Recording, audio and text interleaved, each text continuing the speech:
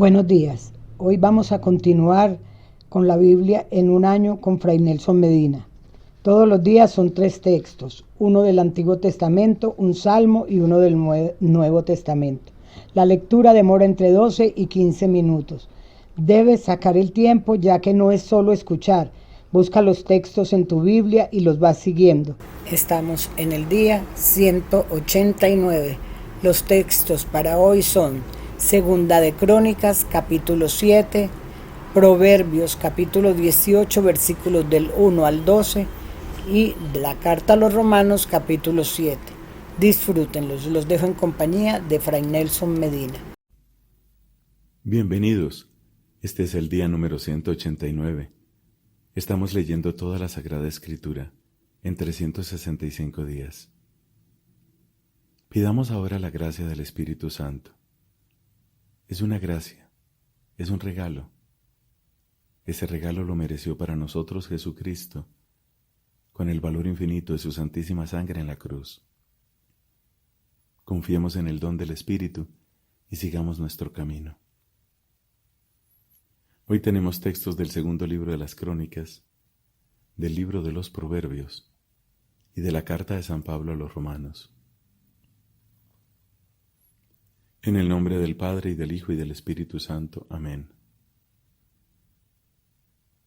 Del segundo libro de las Crónicas, capítulo 7. Cuando Salomón terminó de orar, bajó fuego del cielo y devoró el holocausto y los sacrificios. La gloria del Señor llenó la casa, y los sacerdotes no podían entrar en ella, porque la gloria del Señor llenaba la casa del Señor. Todos los israelitas, al ver que bajaba el fuego y que la gloria del Señor se posaba sobre la casa, se postraron con el rostro en tierra sobre el pavimento, mientras adoraban y celebraban al Señor, porque es bueno, porque es eterno su amor. El rey y todo el pueblo ofrecieron sacrificios delante del Señor. El rey Salomón ofreció en sacrificio 22,000 bueyes y 20,000 carneros. Fue así como el rey y todo el pueblo dedicaron la casa de Dios. Los sacerdotes ocupaban sus puestos, y los levitas tocaban los instrumentos musicales que había hecho el rey David para celebrar al Señor, porque es eterno su amor. Mientras el mismo David alababa a Dios por medio de ellos, los sacerdotes tocaban las trompetas en el lado opuesto, y todo el pueblo permanecía de pie. Salomón consagró el centro del atrio que está delante de la casa del Señor, ofreciendo allí los holocaustos y la grasa de los sacrificios de comunión, porque el altar de bronce que él había hecho no podía contener los holocaustos, la oblación y la grasa de los sacrificios. En aquella ocasión, Salomón y con él todo Israel celebró la fiesta durante 7 días. Se congregó una asamblea inmensa, venida desde la entrada de Hamat hasta el torrente de Egipto. Al 8º día tuvo lugar una asamblea solemne, porque habían celebrado la dedicación del altar durante 7 días, y la fiesta durante otros 7 días. El día 23 del 7º mes, Salomón despidió al pueblo, y ellos se fueron a sus campamentos, con el corazón desbordante de alegría por el bien que el Señor había hecho a David, a Salomón y a su pueblo Israel. Salomón terminó la casa del Señor y la casa del rey, llevando así a cabo todo lo que se había propuesto hacer para la casa del Señor y para su propia casa. Entonces el Señor se apareció a Salomón durante la noche y le dijo: He oído tu oración y me he elegido este lugar como templo para los sacrificios. Cuando yo cierre el cielo y no haya lluvia, cuando ordene la langosta que devore el país, cuando envíe a mi pueblo la peste, si mi pueblo, el que es llamado con mi nombre, se humilla y suplica, si busca mi rostro y se convierte de sus malos caminos, yo escucharé desde el cielo, perdonaré su pecado y haré que su país se restablezca. A partir de ahora mis ojos estarán abiertos y mis oídos atentos a la súplica que se haga en este lugar. Y a partir de ahora, yo he elegido y consagrado esta casa, a fin de que mi nombre resida en ella para siempre. Mis ojos y mi corazón estarán allí todos los días. En cuanto a ti, si caminas en mi presencia como lo hizo tu padre David, practicando todo lo que te he mandado, observando mis preceptos y mis leyes, entonces yo mantendré tu trono real, como se lo aseguré a tu padre David cuando dije, nunca te faltará un descendiente que gobierne Israel. Pero si defeccionan y abandonan los preceptos y mandamientos que puse delante de ustedes, si van a servir a otros dioses y se postran delante de ellos, entonces los arrancaré de mi suelo, el que yo les he dado, arrojaré lejos de mi presencia esta casa que consagré a mi nombre, y la convertiré en objeto de burla y de irrisión entre todos los pueblos. Y esta casa que fue tan magnífica será motivo de estupor para todo el que pase junto a ella, a tal punto que se preguntará, ¿por qué el Señor ha tratado así a este país y a esta casa? Y se responderá, porque abandonaron al Señor, el Dios de sus padres, que los había hecho salir de Egipto, y porque siguieron a otros dioses, se postraron delante de ellos y los sirvieron. Por eso el Señor atrajo sobre ellos esta calamidad. Al cabo de los 20 años que tardó Salomón en construir la casa del Señor y su propia casa, él reconstruyó las ciudades que le había dado Hiram y estableció en ellas a los israelitas. Luego se dirigió a Hamat de Sobá y se apoderó de ella. Reconstruyó Tadmor en el desierto, como asimismo todos los centros de aprovisionamiento que había edificado en Hamat.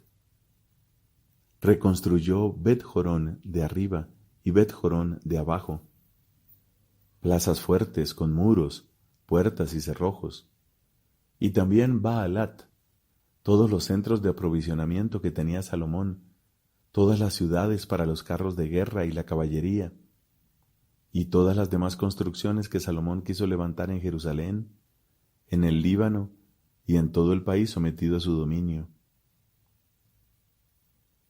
A los sobrevivientes de los hititas, los amorreos, los perisitas, los gibitas y los jebuseos, que no pertenecían a Israel, es decir, a sus descendientes que habían quedado después de ellos en el país, porque los israelitas no los habían exterminado, Salomón les impuso trabajos serviles hasta el día de hoy. Pero no sometió a esclavitud a ningún israelita, sino que a ellos los empleó como hombres de guerra, jefes de sus escuderos y comandantes de sus carros de guerra y su caballería. Los supervisores de los capataces puestos por Salomón eran 250 hombres que dirigían al personal. Salomón hizo subir a la hija del faraón desde la ciudad de David a la casa que había edificado para ella, porque él decía, mi mujer no puede habitar en la casa de David, el rey de Israel, ya que los lugares donde ha entrado el arca del Señor son sagrados. Entonces Salomón comenzó a ofrecer holocaustos al Señor sobre el altar que había erigido ante el vestíbulo del templo. Según el rito de cada día, ofrecía lo que había mandado Moisés para los sábados, los novilunios y las 3 solemnidades anuales, a saber, la fiesta de los ácimos, la fiesta de las semanas y la fiesta de las chozas. Además, conforme a las disposiciones de su padre David, asignó a las clases sacerdotales sus respectivas funciones. Estableció en sus cargos a los levitas para cantar alabanzas y oficiar en presencia de los sacerdotes según el rito de cada día, y a los porteros, según sus clases, los encargó de cada una de las puertas, porque así lo había mandado David, el hombre de Dios. Ellos no se apartaron en nada de lo mandado por el rey en lo referente a los sacerdotes y a los levitas, ni tampoco en lo concerniente a los tesoros. Así se llevó a cabo toda la obra de Salomón, desde el día en que se pusieron los cimientos de la casa del Señor hasta su terminación. La casa del Señor quedó totalmente concluida, Entonces Salomón se dirigió a Esión Geber y a Elat, a orillas del mar, en el país de Edom. Hiram, por medio de sus servidores, le envió una flota y algunos marineros buenos conocedores del mar. Ellos fueron a Ofir con los servidores de Salomón, y trajeron de allí 400 talentos de oro, que entregaron al rey Salomón. La reina de Sabá oyó hablar de la fama de Salomón y fue a ponerlo a prueba, proponiéndole unos enigmas. Llegó a Jerusalén con un séquito imponente, con camellos cargados de perfumes, de gran cantidad de oro y de piedras preciosas. Cuando se presentó ante Salomón, le expuso todo lo que tenía pensado decirle. Salomón respondió a todas sus preguntas. No hubo para él ninguna cuestión tan oscura que no se la pudiera explicar. Cuando la reina vio toda la sabiduría de Salomón, las casas que había construido, los manjares de su mesa, los aposentos de sus servidores, el porte y la librea de sus camareros y de sus coperos, y los holocaustos que ofrecía en la casa del Señor, se quedó sin aliento y dijo al rey: realmente era verdad lo que había oído decir en mi país acerca de ti y de tu sabiduría. Yo no lo quería creer, sin venir antes a verlo con mis propios ojos. Pero ahora compruebo que no me habían contado ni siquiera la mitad. El cúmulo de tu sabiduría supera la fama que llegó a mis oídos. Felices tus mujeres, y felices también estos servidores tuyos, que están constantemente delante de ti escuchando tu sabiduría. Y bendito sea el Señor tu Dios, que te ha mostrado su favor, poniéndote sobre su trono como rey al servicio del Señor tu Dios. Sí, por su amor a Israel, y a fin de hacerlo subsistir para siempre, tu Dios te ha puesto como rey al frente de ellos, para que ejercieras el derecho y la justicia. La reina regaló al rey 120 talentos de oro, una enorme cantidad de perfumes y piedras preciosas. Nunca más hubo tantos perfumes como los que la reina de Sabá dio al rey Salomón. Los servidores de Hiram y de Salomón, que habían traído el oro de Ofir, trajeron también madera de sándalo y piedras preciosas. Con la madera de sándalo, el rey hizo unos tablados para la casa del Señor y para la casa del rey, y también cítaras y arpas para los músicos. Nunca se había visto nada semejante en el país de Judá. Por su parte, el rey Salomón dio a la reina de Sabá todo lo que a ella se le ocurrió pedir, mucho más de lo que ella misma había traído al rey. Después la reina emprendió el camino de regreso a su país acompañada de su séquito.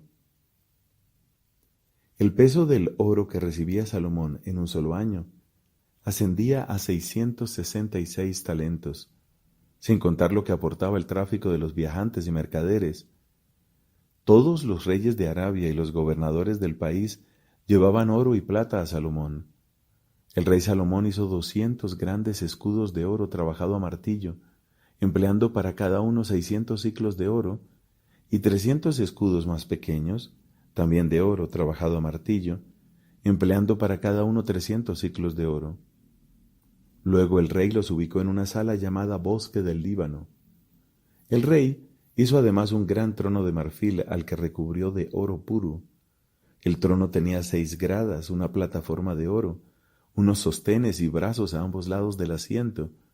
Junto a los brazos había 2 leones de pie y otros 12 leones de pie sobre las 6 gradas, a uno y otro lado.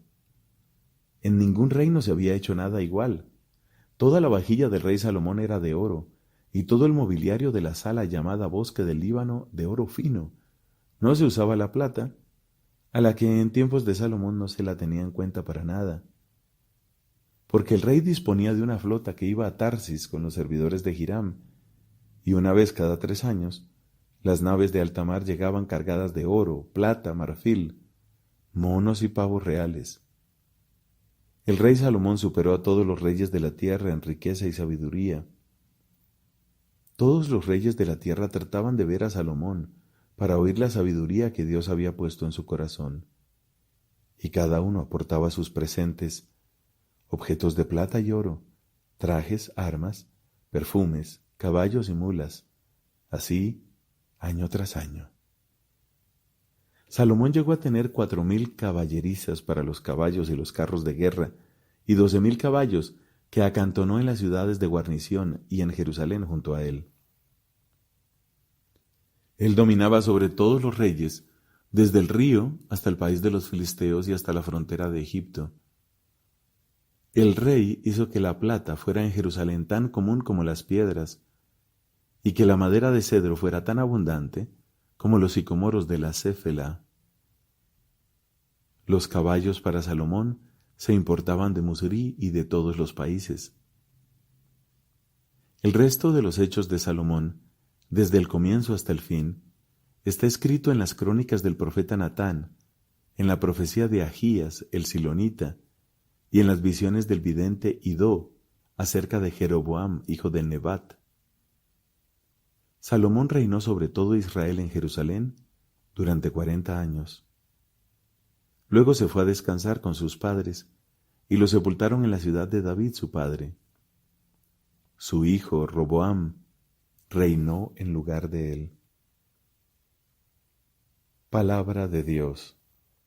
Te alabamos, Señor. Del libro de los Proverbios, capítulo 18, versículos del 1 al 12. El que vive aislado sigue sus caprichos y se irrita contra todo sano consejo. El insensato no desea comprender, sino revelar sus propias opiniones.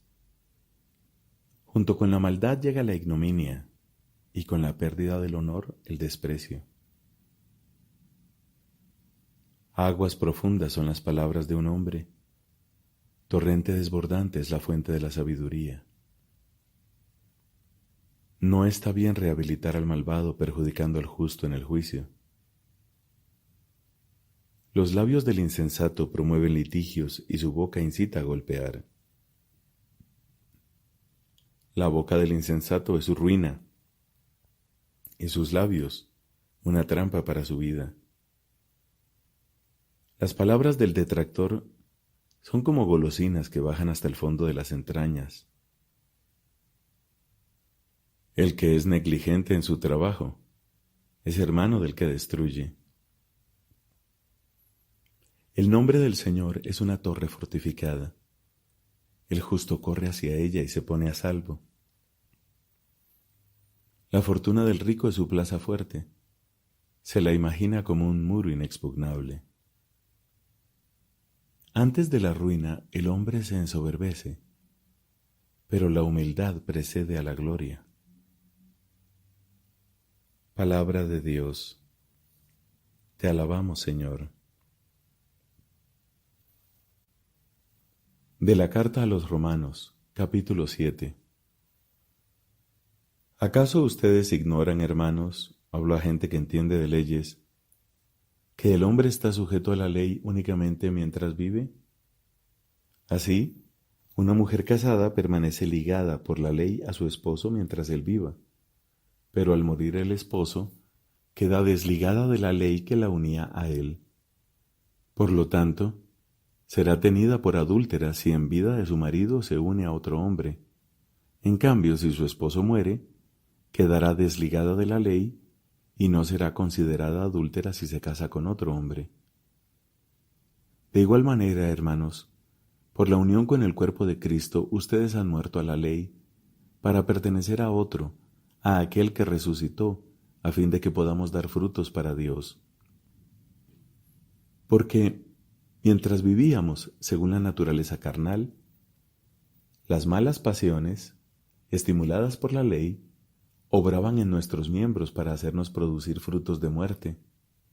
Pero ahora, muertos a todo aquello que nos tenía esclavizados, hemos sido liberados de la ley, de manera que podemos servir a Dios con un espíritu nuevo y no según una letra envejecida. ¿Diremos entonces que la ley es pecado? de ninguna manera, pero yo no hubiera conocido el pecado si no fuera por la ley. En efecto, hubiera ignorado la codicia si la ley no dijera no codiciarás. Pero el pecado, aprovechando la oportunidad que le daba el precepto, provocó en mí toda suerte de codicia, porque sin la ley el pecado es cosa muerta. Hubo un tiempo en que yo vivía sin ley, pero al llegar el precepto tomó vida el pecado, y yo en cambio morí. Así resultó que el mandamiento que debía darme la vida, me llevó a la muerte.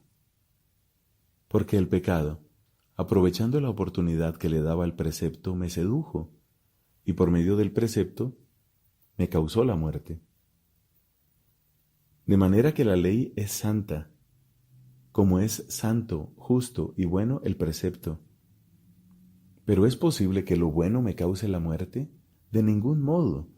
Lo que pasa es que el pecado, a fin de mostrarse como tal, se valió de algo bueno para causarme la muerte, y así el pecado, por medio del precepto, llega a la plenitud de su malicia. Porque sabemos que la ley es espiritual, pero yo soy carnal y estoy vendido como esclavo al pecado. Y ni siquiera entiendo lo que hago, porque no hago lo que quiero, sino lo que aborrezco. Pero si hago lo que no quiero, con eso reconozco que la ley es buena. Pero entonces no soy yo quien hace eso, sino el pecado que reside en mí. Porque sé que nada bueno hay en mí, es decir, en mi carne. En efecto, el deseo de hacer el bien está a mi alcance, pero no el realizarlo. Y así, no hago el bien que quiero, sino el mal que no quiero. Pero cuando hago lo que no quiero, no soy yo quien lo hace, sino el pecado que reside en mí. De esa manera vengo a descubrir esta ley. Queriendo hacer el bien se me presenta el mal. Porque de acuerdo con el hombre interior me complazco en la ley de Dios, pero observo que hay en mis miembros otra ley que lucha contra la ley de mi razón y me ata a la ley del pecado que está en mis miembros. ¡Ay de mí! ¿Quién podrá librarme de este cuerpo que me lleva a la muerte? Gracias a Dios por Jesucristo nuestro Señor. En una palabra, con mi corazón sirvo a la ley de Dios, pero con mi carne sirvo a la ley del pecado. Palabra de Dios. Te alabamos, Señor.